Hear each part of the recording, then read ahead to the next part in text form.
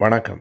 நான் சுபவீரபாண்டியன். கடந்த 3 நூற்றாண்டுகளில் ஒரு நூற்றாண்டுக்கு ஒன்றாய் கண்டுபிடிக்கப்பட்ட 3 இயந்திரங்கள் இந்த உலகத்தின் போக்கையே மாற்றிவிட்டன என்று சொல்லலாம். 18ஆம் நூற்றாண்டின் தொடக்கத்தில் 1712ஆம் ஆண்டு உருவாக்கப்பட்ட அந்த நீராவி இயந்திரம், ஸ்டீம் என்ஜின் என்று சொல்லுகிறோமே, அதுவும் பிறகு 19ஆம் நூற்றாண்டில் உருவான இயந்திர கலப்பை டிராக்டர், அது 1830இல் நடைமுறைக்கு வந்தது. 20ஆம் நூற்றாண்டின் மத்தியில் இந்த உலகத்தை தன் கைக்குள் கொண்டு வந்த கணிப்பொறி, இந்த மூன்றும் தான் பெரும் மாற்றங்களை இந்த உலகத்தில் இன்றைக்கு செய்திருக்கின்றன. இந்த அறிவியல் தொழில்நுட்ப வளர்ச்சியை நாம் அத்தனை எளிதாக மதிப்பிட்டு விட முடியாது. ஒன்று போக்குவரத்து துறையில், இன்னொன்று வேளாண்மை துறையில், மூன்றாவது அறிவியல் துறையில் என்று தங்களுக்கான பெரும் பங்கை அவை செலுத்தி இருக்கின்றன. இவைதான் முடிந்த முடிவு என்று சொல்ல முடியாது. அறிவியலில் எப்போதும் தொடக்கம் என்பதும் இல்லை, முடிவு என்பதும் இல்லை. இந்த உலகம் மாறிக்கொண்டே இருக்கிறது.